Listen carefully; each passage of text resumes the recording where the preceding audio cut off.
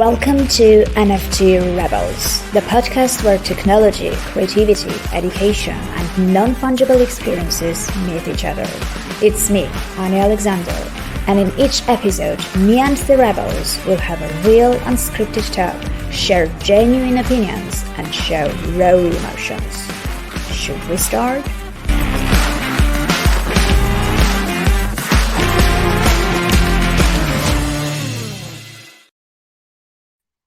Okay, hello everyone, and welcome to the new season of the NFT Rebels podcast. Thomas is our first guest for 2023. Welcome, Thomas. Let me do a small intro, and then we can start rolling. So, for anyone who doesn't know Thomas Pan yet, we actually spoke at the same conference at the crypto business conference in San Diego, and we both kind of spoke about communities and their importance in the Web3. So we both kind of share that passion of building genuine communities, and yeah, I thought it would be really great to speak because Thomas actually helps companies and people understand the Web3 growth. He has a very popular newsletter about Web3 growth and marketing strategies, where he shares different frameworks, different case studies, different trends in this space, and I think it's very useful, but also quite good quality, which is, very often people spend so much time just trying to do their due diligence, trying to find the right resources, because it can be overwhelming. So Thomas's newsletter is a place to go. And obviously, today we'll pick his brain and see what we can learn from him. So Thomas, welcome. Ani, thanks for having me. Grateful to be the first guest of this new season. Happy New Year, and excited to see what this unscripted conversation brings. Definitely have a lot of thoughts. Happy to share and educate and just have a great conversation with you. Oh yeah, thank you. So, so just a small note about that. Not all guests are comfortable with unscripted conversations, and not all guests are comfortable with live streams. So, so I'm very happy that you agreed, because usually I'm not very good with very structured and polished stuff, because it can get a bit boring, if you know in advance what's going to happen, right? So we just roll. Okay, I guess in the very beginning, let's just have a bit more context and understand where and how you discovered Web3 and blockchain. Did it start with crypto, or did it how did you stumble upon it, when, and how did you fall down the rabbit hole? Definitely. I would say by my personal standards, I am not an OG. I first dabbled in Bitcoin and Ethereum from a crypto, purely just diversifying my portfolio back at the top of the last cycle. So about 2017, 2018, saw it really crater. Still did some dollar cost averaging, nothing crazy. And that was the first time I really did anything actively in the space, just even by buying a little bit of Bitcoin and Ethereum. The first time I actually heard about Bitcoin was in college. So I think it was 2011. One of my roommates, he was a little bit more of an interesting character, but he told me that there's this thing called Bitcoin. It costs like 1 to 2 cents. You have to be on the dark web to even just get that. I was actually more curious about the dark web, because I just heard about that and I was like, oh my gosh, that's so shady and sketchy. Just log in. I'm just curious what even the interface looks like.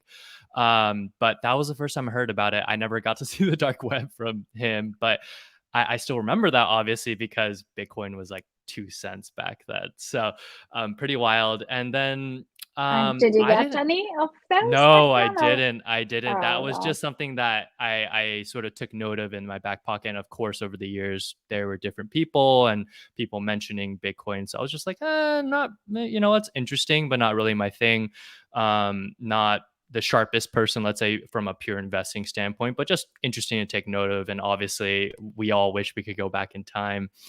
And then I would say during COVID, in early 2021, we all had more time. We were probably spending a lot more time indoors. I was, and I spent a lot more time online. And just through happenstance, I stumbled upon and learned about and started participating in the NBA Top Shot ecosystem by Dapper Labs. And if I still recall relatively, there were hundreds of thousands of people that sort of onboarded and bought these digital trading cards, more or less, and these NFTs on the Flow blockchain. And I was one of those people. Spent way more money than I should have. Buying and selling these cards. I am historically and just stereotypically a diamond hander, which has served me well and has not served me well as well in this volatile space. So let's just say I learned a lot. However, what I'm very grateful for by entering the NBA Top Shot ecosystem was that led me down the rabbit hole of just NFTs and eventually the broader Web3 space. And that led me to where I am today. And a couple of signals to me that I realized this wasn't just a high level hobby. I believed that I was more than just a tourist. Was I started spending all my non-sleeping and my non-working hours, so pretty much all my time outside of working and sleeping, and super grateful for my fiance who is just she saw the passion as well and supported me on this journey. Just being in the space, lurking on Twitter and Discord. And it got to a point where I realized I didn't want to lurk anymore. I am historically, from a digital presence standpoint, even content creation, didn't do anything. And I realized I wanted to do something a little bit more publicly. So I'm relatively new as a content creator, but I call it a happy accident where I realized I'm an overthinker, and overthinkers and writing complement generally very well. So Yeah. I started writing and I just haven't really stopped since. I've been writing 5 times a week. So uh, when I started in April till the end of 2022, I wrote 161 pieces. Yesterday was my 162nd, took a break, back at it.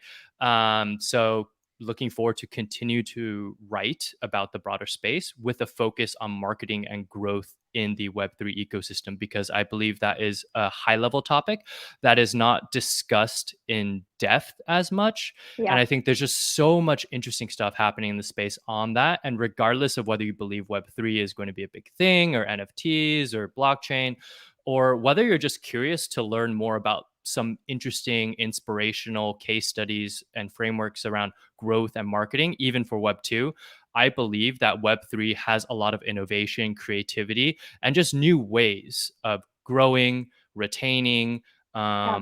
interacting with audiences and customers and user bases. So I think regardless of where you're at, there's something going on here and it's worth at least leaning into. Yeah, I mean, two things. Like, obviously, like, I absolutely agree with you about the writing part, because maybe I'm biased. For those who don't know, I'm also a fiction author, so obviously stories and storytelling is one of my passions. But also, it's interesting you mentioned Dapper Labs and Top Shots, because last year I interviewed Mac Flaville, who was the creator Yeah. of CryptoKitties and the ex-co-founder of Dapper Labs. So he had interesting stories about both, and I think both had this big success of quote unquote mass adoption to projects that kind of were very had a big crypto and Web3 elements into them, but nevertheless were able to onboard normies, so to speak. Yep. So I was yeah. I still am, to a degree, one of them. I definitely was one of them. I still have that mindset a lot of the times. There's so much that I do not know. I'm grateful to have a uh, perspective on a lot of things, but yeah, grateful for Dapper Labs for onboarding all those people, and many of them have stayed. Some of them have left, but I think yeah. there's going to be a lot more of those moments. Dapper Labs will have its place in history at minimum. Yeah. Obviously, ERC 721. Courtesy of them, among many other things. So, big kudos to them and the team. Yeah, definitely. And I think it's kind of, many people may either pretend or think or act as if they know stuff. But like, I think the big secret that no one reveals in Web3 is no matter how many years you've been in it, like no one actually has a clue. No one actually has like a real in-depth full picture thing, especially when they talk about the future and how they see the future. But because when you're predicting stuff in this space, like no one knows. So like, no, so we're all normies in that sense, if you have if you look at it that way. I'm very happy that you're covering marketing and growth, because me professionally working in the Web3 space since around 6 years in the marketing field, I had this constant battle about fighting about stuff which I was trying to convince that it's not marketing, right? Paying for PR is not actually marketing. Hyping stuff, buying Discord members is not building a community, and all that stuff that is happening, which kind of in the very beginning, now things are so much better. But back in 2017, during the ICO times, most of the people who were doing ICO marketing were not from Hmm. marketing. So all the things that they kind of set up and is still sort of happening in still now were the things that they managed and they kind of did back then, that kind of worked, and everyone sort of had this standard of, what do you mean it's not marketing, everyone else is doing it. So I'm happy that you have a resource where you talk about stuff that is not just typing, not just FOMO, not just bots, and not just artificial kind of strategies, or very tactical short-term strategies that work, and you're looking into something that is more sustainable. So if we look at from that perspective, do you I'm sure many people claim that Web3 marketing has lots of specifics.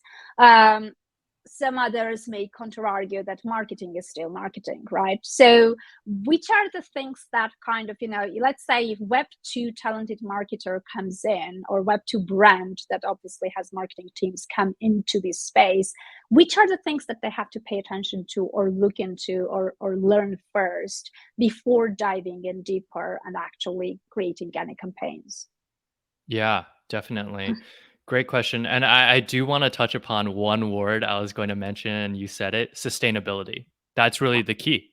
That we're all starting to have more of an attention span of a goldfish, especially if you're in the Web3 space. But even if you're yeah, outside of it, like there's push notifications everywhere. You see ads everywhere. Ads themselves have always been a commodity, but it's especially so, right? yeah. I think you do anything, you go anywhere, you're even if you're watching a music video, right? I think even 5 years ago it was very innovative to actually cut a deal with a music label to insert, let's say, your Aquafina water bottle into a music video by Justin Bieber.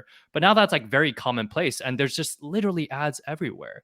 So how can you actually create stronger, more sustainable relationships and different ways to, at the end of the day, maybe sell your product, but create a relationship versus just a transaction? And there's places and times where transactions are just the name of the game. Like, let's say my utility bill. My relationship is if I don't pay my utility bill, I'm not going to get electricity, right? But I think for many other products and companies and just brands, or even individuals that are creating their own brand, a relationship is just paramount versus just that pure transaction. But there's naturally going to be a blend of that.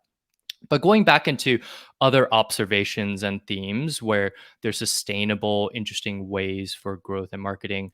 And this is a theme that has persisted over the past couple of years. It will persist in the coming years, and is somewhat cliche, but this is where I enjoy going deeper to provide frameworks and examples, and maybe sparking ideas and thought starters of what it really might mean. Is I'll start with this cliche theme: community, right?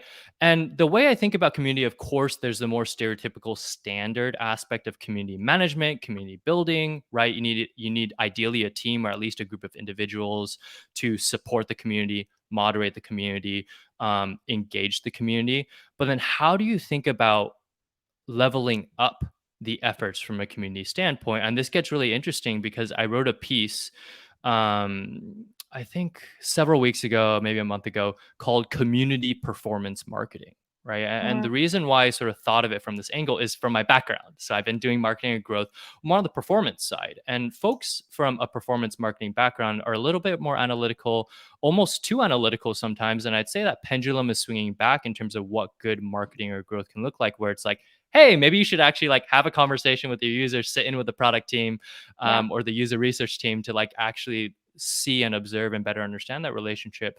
But it's still very nice to have that angle when you think about community, which is more about the people, about the vibes, about the culture, right? But understand like, okay, what does success look like from a qualitative and quantitative perspective? So if you're entering the space, understand like what's happening qualitatively, but also what's happening quantitatively. And I would say on the quantitative side, at least for now, it's a little light, right? And I think what's going to happen is we're going to start putting numbers behind things, which by itself sounds bad, but when you marry that with what does community growth look like and what you're saying, like, hey, a whole bunch of people are doing growth hacky tactics, might work in the short term, but what does it look like when you have 50,000 Twitter followers and 49,000 of them just don't even do anything or engage, right? It's important to understand the numbers and the layers of that type of engagement, And what but those also numbers marry that mean? back Yeah. with, yeah, and marry that back with, okay, well, if the core is community engagement, like what's going on here? What are the benchmarks? Why? And that's qualitative, probably as to why people aren't engaging. Okay, well, it seems like there's a mismatch in terms of what's going on and what we're trying to do in terms of building the community. And I think there are definitely projects, brands, and communities that are thinking about it that way. There's still many that aren't, just different types of goals, short term, long term. And I think we're going to see a more beautiful marriage of those two as the space evolves and as more practitioners from Web 2 transition into Web 3. So there's no one size fits all, but I'm very curious to see, especially for those leaning in, how they sort of transition it into the space. And sort of to a degree, let go of some preconceived notions, right? When going back to your question about those themes, like what I would consider and recommend to folks leaning into the space but understanding what's going on, especially if you're coming from, let's say, a little bit more performance marketing or quantitative, or like, hey, everything's perfected to a T in Web 2. I have a e-com brand, all the pixels are on the website. We're integrated with Facebook, Mm, Amazon. We have our super optimized SEO strategy. And you go into Web 3, it's like, oh my gosh, I feel naked. Like, why is this all super crappy? We're like in the Stone Age. Well, it's very interesting because this provides a new opportunity where you might back off a little bit about all those sort of more technical or analytical, or like, hey, we have all these tools coming in, and maybe take a step back and take some time just to like understand the culture, join some Twitter spaces. How do yeah. these people talk? What are the acronyms and way of speaking in this space? And not saying that you need to speak like that or you need to have a dictionary handy of all that, but just like take the time to understand what the hell is going on, right? And an Yeah. example for me, way too much in the other, as an example of that, it's more just me, my personality. Sometimes at default, I lurked in the space for 15 months. I didn't, I wasn't very active on Twitter. I joined a ton of Discords, but was just lurking, just reading, maybe Yeah. buying, selling some NFTs on my own, just being super active in lightweight ways. But as a result, it really helped me to understand the culture, provide some more humility to some of the preconceived notions of like, we need to optimize very hard, look at all the numbers, and that's going to happen, as I mentioned. But by having that perspective, it really helps you to better understand the space. And as more normies or the next million, the next billion on board, you're able to marry that to in a very special and sustainable way. So those are just some few high level themes in regards to what I've observed, what I would sort of recommend and consider for those that are leaning in, even active in the space, because it's ever evolving and there's going to be this push and pull across so many different ways of thinking. Best practices are going to continue to evolve. Who's interesting to follow in this space, who's innovating in the space, who's the hot thing now. So really just taking some space to understand and just connecting with others that are plugged in or maybe operating in a different area of the space is always good to do. Yeah, no, definitely. And I think, like, it's true, like, numbers and analytical side and, martech side of Yep. things is not yet so developed in the space. But I think, like, as you mentioned, there is a need of the right balance, because very often the those nitty gritty details of the graphs and the numbers that you dive into, kind of sometimes people don't really step back and actually recall the fact that these numbers represent real people, and then, as you said, take the time and go out and understand those people and see who those people are, right? So I feel like, yeah, I mean, spending time understanding the culture and understanding what's happening would definitely give the insights that are very hard to grasp from outside.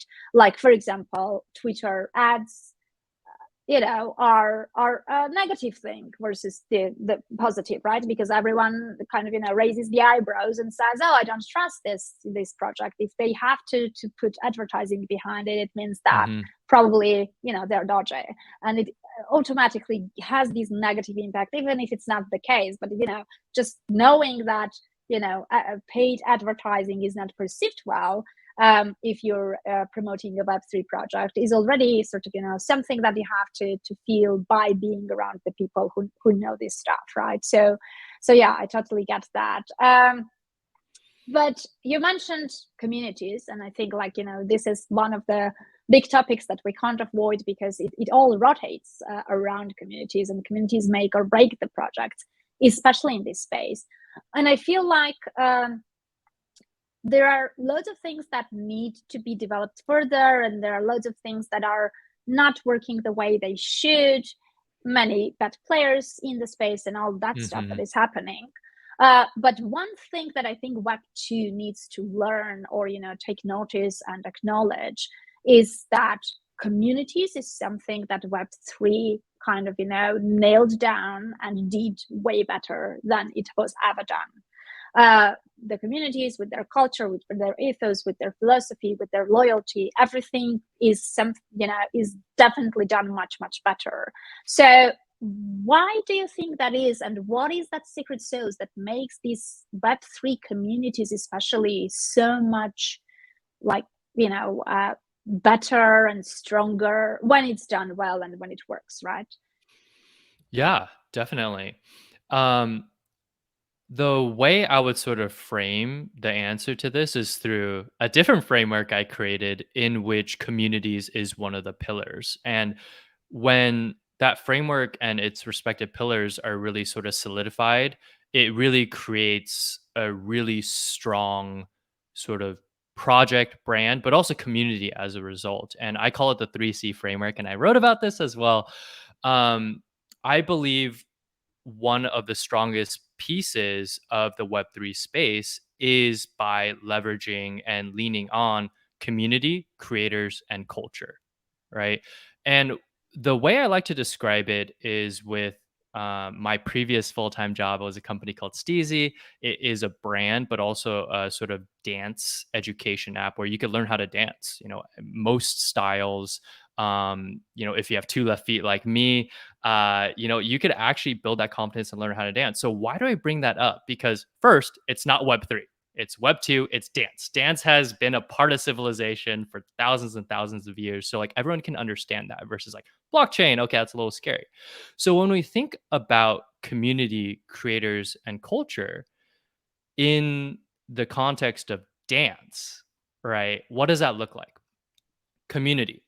When you're dancing, oftentimes you're not dancing just by yourself. You might be at a wedding, right? And that's sort of a communal activity. You might be taking a class in person with other people, taking that dance class. That's a community. You might be very passionate about dancing, and you might even be joining a team or a squad, right? And it might even be competitive, and that's a community, right? So that's very powerful. You have aligned mission, values, ways of working, communicating, things like that. And when you go to creators, maybe if you're dancing, you're not necessarily posting everywhere on social media, especially if you're a little shy and things like that, but you're still creating. It's important to remember you're creating. You're creating with your body, whether it's for yourself or whether it's for others and you do decide to post on social, right? So that's also a really powerful thing. Creating is just such a great feeling. It doesn't matter whether it's online or shared or not. And the last thing is culture, right? When you think about dance, culturally, dance is so important. First of all, it's basically a very complementary art form or art a form of expression in relation to music. Dance and music are basically tied at the hip. They're very complementary, and obviously music is a huge part of culture. Dance is has had, especially over the past couple of decades, many reality TV shows now. So you think you could dance, Dancing with the Stars, Yeah. World of Dance. You know, it's become a part of the culture today. TikTok, one of the biggest categories, if not the biggest category still, or at least historically, dance, right? Yeah. And lastly, this is always a fun fact I like to share. 2024, breakdancing is going to be an Olympic sport. That's huge, like Oh, yeah. culturally within the world of sport. And also, Nike created, I'm not sure if it's the first ever, but Nike created a dance specific shoe, which is crazy. Just like how Nike entered the skateboarding scene. So, dance is really becoming a part of culture. Many music videos have dance routines and things like that, right? So when you think about Web3 and why community is so important, in addition to creators and culture, which are a huge part that build up at least my 3C framework, which is sort of helpful in terms of just better understanding the space and other things, that really shows all these different pieces really complement each other, right? But when it comes to community specifically, align goals, values, incentives, ways of operating, ethos, all those different things really result in all these different communities really springing up. Some of them, you know, unfortunately do die off, or especially if the maybe incentives aren't aligned, especially if there's bad actors and things like that. But many of the communities have naturally persisted for much longer than I think many people would have ever thought. So on a high level, Yeah. the Bitcoin community, obviously huge, massive, like OG, Yeah. right? That was the And first Bitcoin turned cryptocurrency. 14 yesterday. So, yeah, it's Yeah, been around for a while. Yeah. yeah, and they're still going crazily strong, right? And I Yeah. think that community is turning into like, oh, even institutions, governments are keeping an eye on it, or maybe are getting involved in different ways. That's a different level. There's layers to that community. It's not just a singular community anymore. To other newer ones, whether it's just a small NFT project or a company that's operating in the Web3 space, where there's alignment of all those various things I mentioned. So, high level thoughts. It's a very complex topic, but I think community, even if you think about it from a company standpoint, whether there are companies or brands that have community managers and things like that, going back to the community growth or community performance marketing concept, I think there's going to be some very interesting things when you think about it from an organizational standpoint in terms of like building a community team. um, Things like community teams should have their own budget to create different events, and maybe that should be separate from marketing. It might be a part of it, but it might be separate, where there's a community lead that is the most in tune with the individuals, the engaged folks, the community, and become that voice and representative. Hey, I want a budget to hold this event. Let's do something in person at this conference, because there will be a huge showing of those community members. Let's surprise and delight them, go the extra mile. I think the teams that are the most open, that are willing to do some R&D and, you know, iterative testing on this front, are going to build strong communities and create this new paradigm shift of community as an actual business function. I think people talk about community a lot, but community as a business function is taking that to that next level, and I'd be very curious to see what that might look like, and how that really evolves, even, you know, from small Web3 native companies or brands to all the way up to like Fortune 500. What does community look at Bank of America like? I don't have an answer, because I don't think that's a thing, right? And I don't think Bank of America would need to do that. But imagine if Bank of America actually was like, hey, we'll just put like 0.1% of our budget to test what a truly, you know, native and like well-meaning community initiative could look like. Let's test that it globally at like 5 different branches around the world, find the right people to give them a budget, and actually have them foster community in a grassroots fashion versus like some big billboard or like TV Yeah. campaign or sponsor stadium. important for something like Bank of America to do. But what does it look like to build a community initiative, a community like and like a serious one where it's not in your face, sponsored by Bank of America, or like community Yeah, service day, great, but like actually just do coffee and donuts with the neighborhood. Like, what does that look like? And just invite that's other small businesses, like in a serious way, not like, yeah, oh, American Express Small Business Day, right? And like that's great yeah. again, but like it's pretty No, no, no. I branded. get it, and I think, like, the thing with communities is that, the beauty about when you do build the community in a right and sustainable way, not only it becomes part of your marketing team, and not only it kind of, Hmm. you leverage your marketing, and you get the, third party endorsements, which are so much stronger than any paid ads. But apart from that, it's about the true genuine human relationship between the team, and the humans in the team, and the humans in within the community, right? And that relationship is something special and unique, that each one has a different style around it, each one has a different way of approaching it. But the beauty of the community is that it can't be copied.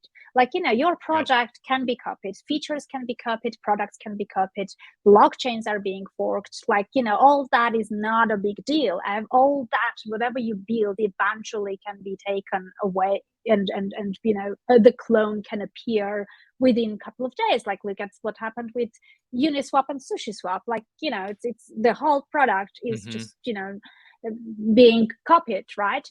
What can't be copied, though, especially within few days, is the community. Like, it is something that people can't really take away from you, right? Because it's about this unique relationship between you and them. But in order to build that relationship, as you said, like, you can't do it with a billboard, you can't do it by sponsoring an event. It needs to be very approachable, it needs to be genuine, and it needs to be on the ground together with them. And I think it's something that not everyone wants to do. Like, I Oh, spoke with agreed. several people, who were like, what, all this sounds really nice, and I kind of, yeah, I'm partly convinced it works, but I don't want to spend my time speaking to the community. I don't want to get involved. I Yep. don't really want to deal with them. I just want to build my thing and just, do what I love, and I don't want to be bothered with all this stuff. So do you think, like, teams who are approaching community building that way, and just hiring one person to deal with the community and them stepping back, would that still work? Yeah, and it definitely is very situational, and I think you bring up a great point. It's not just like, "Hey, yeah, we're just gonna start this initiative, maybe hire one person," to your point, and like, we're good, right? We're like checking the boxes. That We have person's the Discord, we expert. have a moderator, we're Yeah, we done, have we have Discord, or maybe they just do Facebook, a Facebook group, like the original sort of community platform, Yeah. and whatever it might be, or like, hey, we even have an in real life event, great. um I think, and I also wrote in my piece about community performance marketing, I think it's easy to just fall into that trap, and I do actually also believe that it's not for everyone, right? So let's go back to the Bank of America example. um, they don't need to do what I just gave that idea out. They don't I need to, mean, right? will it even work? Like, I don't And that know. Like, too. the whole Totally the fair. whole Web3 and especially DeFi kind of sector. I'm definitely sure that Exactly. that group wouldn't like to have any kind of relationship with a bank if they had the choice of Exactly. And completely, maybe it's avoiding it. So totally agreed. And it really goes back to like, it's still with the Bank of America's example. Um, they're very profitable. They're focusing on scale, right? Realistically, they probably wouldn't be holding like thousands and thousands of events, at least from the vantage point of like, let's say the CMO is going to be like, oh, that's not worth it. Everything's working today. And they're actually right. Right. And I think with something so established, or organization so established, um, why change the status quo in that regard? It's just not worth it. And their sort of mindset is just different, versus right in Web3, whole different paradigm shift, whole different, at least from an early adoption standpoint, different type of user base, different types of values, um, you know, those early adopters are sort of tired of advertisements and are more interested in other sort of ways of engaging or even being advertised to, but it's not, seen as like the traditional advertisement. So it's not right for everyone. Better understand your customer base. Is it scalable? Where are you at as a product? To your point about DeFi, and other sort of niches or industries within the broader Web3 space, DeFi at the end of the day is about money, right? So it's important to build a community, to help the users, whether it's answering questions or if you're, for example, Aave protocol, like, yes, you want a strong developer community, but at the end of the day, it's about money, right? So understanding the incentives as well versus if you're an artist, building a community around your art and your fan base and your supporters and your friends, very different thing. Money's involved, but still very, very different. So it's important to understand that. Other arguments against it is community doesn't drive business results, as an example. And I understand that argument as an example, depending on who might sort of bring that up. And it might not drive business results in a specific way, and more specifically within the framework in which those results are being measured. That's the way I would put it. And this is where I put on the performance marketing hat, where when you think about efforts related to community, how are you measuring that? Has it been measured in the past that way before? And what new metrics might be introduced from a growth standpoint or a product standpoint that help to tell that story better of the impact of what community can do? So Yeah. that's one thing to take note of. It's not one size fits all, like, okay, users growing equals community success, maybe, but there's so much more to that, right? Instead, maybe thinking about the percentage of users that are more engaged on a weekly or daily basis between before and after all these different events, things like that, sentiment, of course, tying things to money or purchase events or holding, or whatever it might be. But just realizing that you can't just have a one size fits all. Okay, well, let's just slot community efforts into the overall marketing goals. Not quite the same thing. So it's important to put on that sort of analytical hat and really look hard and audit. Okay, does that make sense? Does that align? And really supporting that community manager, because what happens is these community managers, they're like, great, the mission's great, the community's awesome, blah, blah, blah. And they're like, hey, boss, hey, VP, like, let's do this, do that. And they might just respond because just of the way the company is or their sort of previous mindset, like, oh, that doesn't make sense, right? We just need you to like be in Discord and make sure no one's like, you know, Making fudding or trouble. hating the Yeah. brand or the product. It's like, wait, but we could do so much more. And they're like, well, that doesn't align with what we're trying to do. Well, that's a mindset shift It's and like investing in like long term what you're trying to build on that front. that's a thing, right? Like many brands, in Web3 as well, it's not just Web2 thing, but many brands are kind of, very scared to take a stand. And Mm, therefore, by doing that and by being very cautious, they end up being very neutral. And when you are neutral, when you don't really take a stand, and when people don't really feel like where you're at, then your content becomes neutral, your social media becomes very cautious, and as a result, no one cares because you don't evoke any emotions, right? And then you're getting something as a brand which is probably scarier than getting that FUD out there, which is indifference. People don't care, they don't give a shit. So as a hmm result, so I think like that courage of actually taking a stance, and therefore having a certain type of people being attracted to you and your brand, and losing on the rest, is something that not everyone is willing to do. But the flip side of that is that, yes, you will have maybe smaller numbers compared to if you were just, going after everyone potentially, which eventually you get no one as a result. But nevertheless, like as a result, you're getting the community that is very loyal, that is a big fan, that is very sort of supportive, etc., etc., etc. So if you build even a small community, but you have a sustainable retention, and that community is growing with you, that community is building with you, that community sort of supports you along the way and takes the journey with you, as a result, even like those skeptical remarks about like financial side of things, eventually it will be cheaper for you to to have that community just stay with you Yep. versus all these big costs of user acquisition, of having Yep. the need of bringing in fresh blood over and over again, right? So, if you can, let's say, do a crowdfunding campaign by just sending one email and doing one live stream to the people that have been with you for 3 years already, I'm sure you will get more funds in than, running digital ads and targeting people who have no idea who you are, right? So I think, like, eventually, again, to your point, because we don't really stick to numbers and don't do all this stuff, I'm sure in Web3 there will be loads of counter arguments and data about the fact that, building the right genuine community is also financially kind of, the right decision, and there is an ROI to it, and it's probably higher than anything else.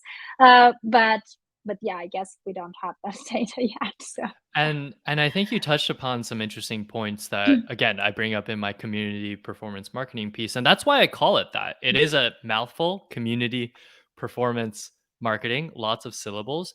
But I think the performance piece is super important, because if you actually really drill down into what performance for community management and a community as a business initiative, and sort of potentially even sort of a business function can look like, is aligning incentives. So let's say, as an example, if a community manager, and I'm sort of making this up again, this is hypothetical, but I wouldn't be surprised if somewhere in the past or even in the future this conversation happens, like a community manager talks to their boss, and again, they're asking them, hey, can we have a budget for X, Y, and Z? I think this would be very important. The boss says no because that's not a priority, etc. I think that's where oftentimes the conversation ends, and this isn't oh, anyone's fault. However, it's because of a lack of understanding from the, let's say, average or stereotypical community manager, who doesn't understand as well how performance and business KPIs work. So, if we were to continue that conversation, or if a more educated community lead could extend that conversation into, okay, well, what do we care about? What are the metrics that we can measure for success that lead to a business outcome that would warrant the next conversation for you to respond to say, yes, let's allocate $10,000 a month to this, because we can measure the ROI at least to a degree, or we can see that, these metrics are being moved specifically tied to this event or this effort. That's a whole different ball game, and that's the part of the conversation that's missing, that really can be a big unlock for community to be supercharged for potentially some companies, brands in the Web3 space, but even the Web2 space. That's the beautiful thing. And I think there's just all these different things where, once you think about cross training some of these mindsets, some of these yeah, skill sets, some of these ways of measuring performance, creating test documents in a more quantitative way, obviously with the foundation being more qualitative and, of course, community focused, that's what gets very, very interesting. And what I believe is that the best community managers in the future are going to be actually coming from a background of growth marketing, or they will skill up to learn performance marketing or product in certain ways to speak that language, because community leaders or community initiative leaders usually don't manage a budget or a very big one, right? So they yeah, have to sometimes learn the dialect of the goals, KPIs, metrics, but then also with the advantage of, like, I know the community the best. And if we really care about community, we can measure success through what we're doing. Let's put some of our test budget in. And then let's start for 2024 or 2023 quarter two, or let's say second half of the year, have an actual budget. And let me show you how your ads with my community initiatives actually equals 1 + 1 equals 3. And that's what's going to be super important. And what I'm excited at, like, who's going to actually go in and actually buy into this potential, right? And I haven't really seen, and maybe just because I'm not, looking in the right places, but I want to see companies and brands and products, Web2 or Web3 or Web2 to Web3, actually do something like that. I'd be very, very curious. And those are going to be the ones that really will get to that next level. Okay, yeah. I mean, I agree. It's there will be loads of. I think the beauty of this is that we have a new technology that brings in new opportunities, and we can do stuff that we couldn't have done before because of that. Thanks to that. But also, we have the Web2 sort of expertise and best practices and years of experiences on the marketing side. And now, Mhm. like, if we end up having like marketers with that expertise coming in with a more open mind and try to figure out how do they use the opportunities that the technology brings in to enhance this side of the story, then the two will merge and we will come up with innovative ways of marketing, right? Because at the Exactly. moment I feel like the problem is that the Web2 marketers are too scared to enter the play space because, let's be fair, like, for a very experienced marketer, 40-year-old person on average coming into an NFT's Twitter, for example, it can be overwhelming, scary, very uncomfortable, right? So you get it. So that side is a bit scary. On the other hand, like, the technology side, the tech people don't really understand the marketing side of things, the human side of things. So they risk of becoming too techy, using very complex language, talking to themselves, or building a product that is targeting them, but not really like the bigger crowd, right? So I feel like there is still this mismatch because those dialogues and those connections are not happening. So we have like consult people like you, like me, who are consulting Web2 brands, kind of giving them the insights, helping them sort of enter the space, but we don't really have that common practice of the dialogues of bridges. There aren't enough bridges between those two groups, and I feel like we still need that in order to innovate, because the tech has been innovating a lot. The tech Mhm. and the space has been doing a lot of that stuff, but unfortunately the marketing side hasn't been very innovative as of yet. At least we haven't really seen too many exciting things happening as of yet in this space. So but again, I think the pressure here is that there are two problems that I'm seeing, and we can discuss how potentially they can be tackled. I mean, one problem is that we end up having a certain amount of the market, which are Web3 people with Web3 knowledge, and Mhm. then products come in and target and market it to them because it's easy. They already have wallets. They already understand the advantages of the technology. They do understand the basic concepts, etc. And the challenge is bringing in new people from Web2 who don't get it into this space and quote unquote onboard them, right? So that is one big problem.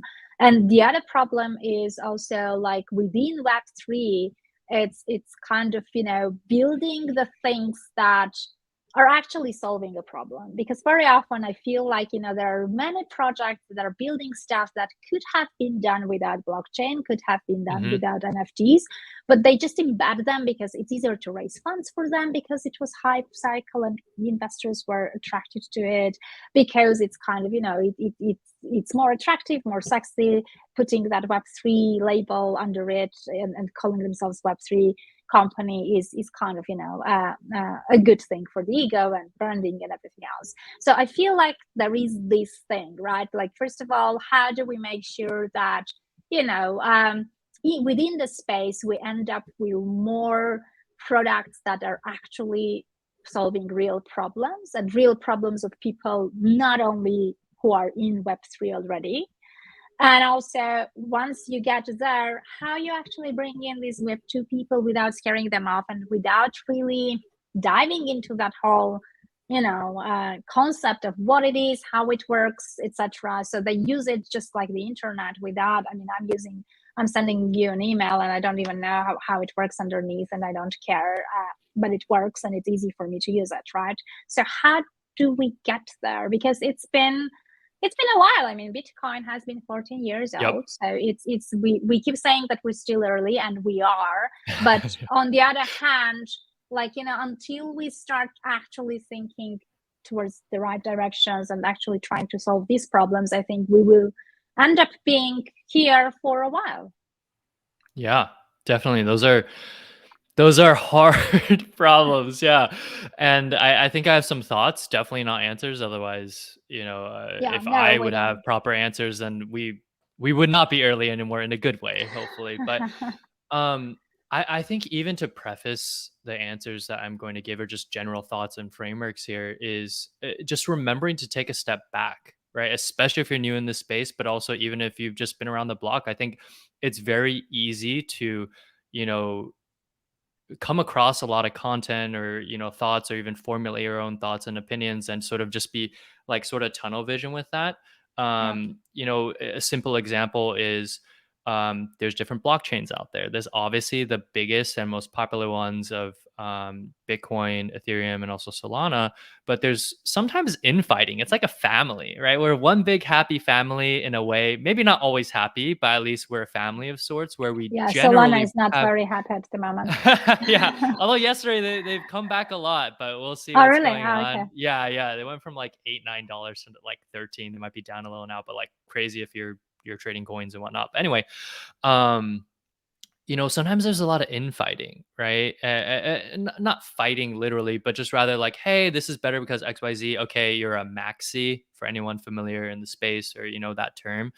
Totally fair to focus more of your time, resources, and knowledge in one particular niche or blockchain or whatever. But just understanding like, hey, we're still trying to figure out a lot of things, and just having some more humility in that regard, and just respecting different opinions and all that fun stuff. So I think to your point, like, where there are people, or especially when times were better, so to say, there were a lot of products that are like, hey, we're like a decentralized this, we're a decentralized ice cream Mhm. chain. Like, okay, like why? And maybe there are maybe small reasons or some reasons why that's better, but like, what if you tackled a bigger problem first, right? Or align yourself with a bigger opportunity where there's just a larger market that could benefit, or just user base that could benefit. So I think it's important just to take a step back first and just observe and listen, and just have more of an open mind. I think the best and smartest folks always have that. Actually, there's a notable tweet, I think it was last week, where Vitalik, one of the co-founders of Ethereum, actually tweeted out support for Solana, right? Like that's really cool to see. And that's a very Vitalik type of thing, which is great. That's why everyone supports Yeah. him and like respects him at minimum. Um, and that's great. So just having that open mindset, regardless of right or wrong. And like that helps with just identifying, okay, what are some serious problems? And again, these aren't answers. This is more like a way of thinking and a framework. And I think really understanding blockchain as a technology and or use cases in regards to, okay, well, what are the advantages, right? And the ethos and sort of mindsets around this, also complementing the fact that there's also the mindset of not everything needs to be decentralized, not everything needs to be on a blockchain. I think that was something when I realized that, and I think this came from the A16Z startup school, which was actually recorded from like way back, like 2019, 2020, with a lot of notable names and speakers, who are still very present and active in the space today. But I forget exactly who it was, but they mentioned, not everything needs to be decentralized or put on the blockchain. Like that's actually very expensive, inefficient, things like that. Yeah. I was a little mind blown. And again, normie, still am in a lot of senses, but I was just like, wait, that's a really good point, right? Even just understanding some of those ethos, that helps you to hone in and understand, okay, well, if that's the case, where can certain areas or places benefit the most from that? So I would sort of set it up more as a framework. And then that way you get a little less vaporware, or people just like saying, hey, we're trying to do this, right? And sometimes those efforts do take more time to play out, right? So, for example, gaming, where it's just like, okay, play to earn, like that's probably not going to be a term used anymore, for the better, right?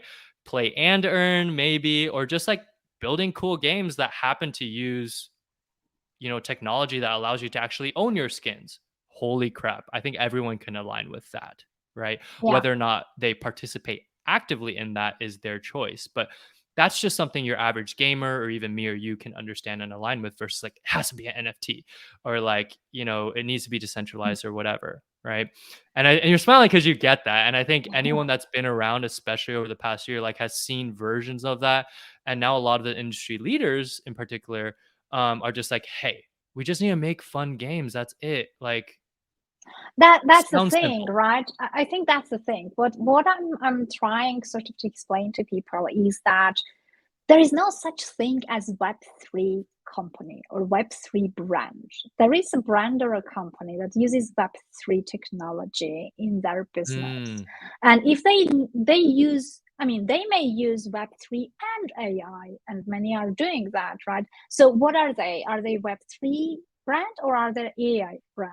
Or later on there will be another technology that will be coming up and they will be using that. Like, how do you, like, it's the technology itself is not part of your brand. It's, you know, it may be your differentiator, or the benefit it brings may be the ones that you highlight, but you don't need to put the technology itself under the spotlight, because if someone creates very similar product and uses Web3 too, then what makes you special? Like, they are Web3 as well. Like, Web3 can't be the differentiator itself, right? So to me, it's like, you're not Web3 company, you're a gaming company. And if you're a gaming company, what is it that, why are you using the technology? What is it that you're bringing that others can't have because they are not using that technology? Like, and you look through the, you know, angle of the player. Like, you know, okay, you know, you're doing this for the player because you're a gaming company. What is it that the player needs? What are you bringing to the mm-hmm, table? What is the added value? And how you're bringing that added value of, you know, ownership and provenance and, you know, secondary market and etc., etc., etc., through the technology. But that's a secondary thing. Like, the first thing that you have, the story that you have to tell to the players is actually, what are they getting? What is it that they care about that they are getting? And no one tells that story. They are talking about play to earn because they are not targeting the gamers. They are targeting mm-hmm, the coin speculators and, you know, and bounty hunters who are after the coins and who are trying to make money, right? And as a result, because they are not gamers at their core and they are not passionate about the game, it becomes a job for them.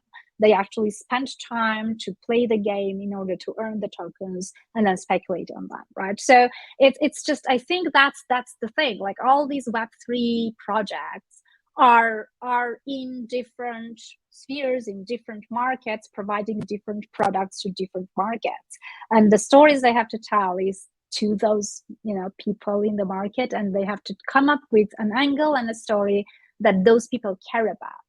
But, you know, the problem is that everyone thinks that everyone cares about Web3, which isn't the case. We're super passionate about it. It's amazing mm-hmm, mm-hmm. technology, and, you know, it actually changed loads of lives. But we can't perceive, we can't really, you know, decide that everyone else is as passionate as we are. I mean, no one, at the end of the day, like, masses don't care about the technology, and they shouldn't. Tell them what they care about. And I think the technology brings in so many benefits that you can actually tell lots of stories about the benefits that someone cares about, whether it's DeFi with, you know, finances. And there are lots of stories of people who were kind of, you know, had troubles with the banks and accounts and, you know, Yep. and everything else. So there are loads of things that you can tell in terms of added value for the gamers. The fact, you know, I'm sure there are many gamers who bought different, you know, skins and weapons and lost them because their account was blocked or whatever for certain. So there are loads of, you know, stories you can tell about that. So I think that's the thing. It's basically, you don't really, you know, there is no such thing as Web3 company, and there is no such thing as kind of, you know, Web3 story. Stories are the stories that people care about. And if your target audience is Web3 crowd, then you do tell Web3 stories. If Mm-hmm. not, then you don't. So. I think you bring up some great points, and I want to share an anecdote briefly in regards to a conversation I had with someone at a conference, NFTSF, a few months ago, and it was a happy hour after the conference, and I just met this person, and we were just chatting, and he was telling me he he hasn't really he doesn't know much about Web3. He went to the conference to learn more about Web3, NFTs, just meet some people, free food and drinks. Can't complain about that. That's great. You can love Web3 for that, at least, hopefully. Um, and and he was like, yeah, I want to learn more. And I was just like, okay, what do you like to do? Right. I wasn't, I mean, obviously I wasn't trying to sell anything, but I just want to be straight with him and just say like, hey, what are you interested in? What do you do in your free time? And it was clear that as we kept chatting about other stuff that wasn't Web3 related, he likes to go to music festivals. And I realized, well, hey, there's actually a really cool company and project that's operating in the space. And there's, I'm sure, many others too. Don't get me wrong. And I'm thinking of a couple off the top of my head too. But I mentioned to him a company called Superfly. So Mm. Superfly actually, I don't know if you heard of them, but they have organized Bonnaroo and Outside Lands, two very big music festivals for decades now. And they actually created an NFT project called Superfest, which is they sold a collection of NFTs. Anyone with an NFT will have access. I think it's lifetime. Don't quote me on this, but we'll be able to attend the Superfest music festival. And they also operate. I'm not sure if it's fully like a DAO, but there's qualities of that where holders can vote at least, right? And whether it's eventually the lineup or even allocation of some treasury funds to support artists in the community, to go to Art Basel, things like that. And that was something I don't know if he ended up checking it out or buying one. That's totally fine. And that's not the point. The point is finding and meeting people where they're at with their interests, their passions, if there's certain Yeah. causes, hobbies, like what their day-to-day job is, you that goes back to utility, even like what's in it for me. And it's understandably it's selfish, but it's understandably and justifiably so. Right. Yeah. And that's how we're going to win. You meet people where they're at versus like, oh yeah, Bitcoin. Oh, okay, that's great. Or blockchain. Well, okay, so what? That's a scary topic. Blah, blah, blah, Yeah. blah, blah. It's like, oh, what do you like doing? I like drinking beer, or I like, understanding fashion in the space. Well, then share with them Yeah. what's going on in the fashion space. That's And that's how you win them over one by one, that's 10 by that's 10, million by exactly how million. you do that. That's exactly how you do that. And it's kind of, I think another point, and I think we need to wrap up because we're Mhm. out of time already, but like, you mentioned utility, and I think it's very important. And I was just having this conversation with you before the live stream, where I was Yeah. saying that the utility, the expectations of the utility are raising at the moment, Hmm. right? Before, it could have no utility whatsoever at all, and it would be a cute cartoon character and people would like it, and that was enough. Now you can't get away with that anymore, right? And to me personally, maybe I'm like too like idealistic in that sense, but I feel like the utility can't be potential monetary gains or speculation, because I feel like if you nail down the utility and it's something that people actually really need or want, then the monetary effect will be the after effect. It will come, but it won't be Hmm. the thing that people will be coming for, right? Then, and usually like the biggest gains are coming from there, when people don't really come for that, and they come for a certain utility that is actually makes sense, and they stay for the utility, for the community, etc., etc. And then as a result, when it all works out, the after effect is the money. But you don't go and promote your project by saying that you're going to make money with that, because then you attract the wrong type of people, and with whom it's going to be very hard to create a genuine community. So it's just, Yeah, not to yeah. mention the regulatory potential impacts depending where you are. So Oh yeah, that's definitely echo that's that. too. That too. Okay, so I guess we can finish by, obviously, like, we spoke so much and you have so many things written. There is so much more to dig for people who want to learn more. So where they can find you and where can they, yeah, read your stuff? Definitely. For anyone that's interested in my work, my writing, it's free to subscribe. TPAN at tpan.substack.com. I mentioned I used to write 5 times a week. New Year's, I'm writing, new year, new process. I'm writing twice a week. I promise the quality will be same, the type of content will be the same, but focusing on some other initiatives as well, giving my brain some room to breathe. But that's the best place to go. On Twitter, tpan_web3. So have sort of other versions or summaries of those thoughts, among other things. You could see who I'm following. Definitely a lot of crazy, smart, interesting people. Obviously, Anio as one of them in this space. So those would be the two best places, and everything. I sort of use my Substack also as a place for announcements, other interesting things I come across. So I like to just be a little bit more, just share openly with my audience what I come across, and that's one of the beauties from a content standpoint, where it can be formal with my frameworks, thoughts, opinions, thoughts about certain, sometimes heavy topics, but at the same time, sharing what interesting things I come across. And it's really fun. There's so much going on in the space, and really excited to see what the rest of the year brings. We've just started. Yeah, I definitely like consistency is the key. If you guys are content creators, do as Thomas is doing, not do as I'm doing. I'm very sporadic and not very consistent, and You're kicking up. it's You're starting a new season. So I mean, kudos to you. yeah, These are no, always but great. like definitely like consistency is the key. So like if I'm kind of sticking to a schedule for a while and then drifting away and then coming back again, for sure that you can get regular content from Thomas for sure.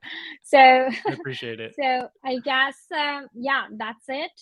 Thanks a lot. I think it was a nice conversation. As always, it was like unscripted conversation, not really sort of set on stone opinions and right or wrong. It's just a discussion about our visions around the topics and how we see things from being in the space at the moment. But obviously feel free to disagree, and our comments and Twitters are open, so yeah, feel free to share your versions of the topics for sure. So yeah, that's it. Thank you very much for coming over. Thanks everyone who was watching, and obviously the audio version will be uploaded on Spotify and Apple Podcasts as well. Take care everyone, and thank you, Thomas. Thank you.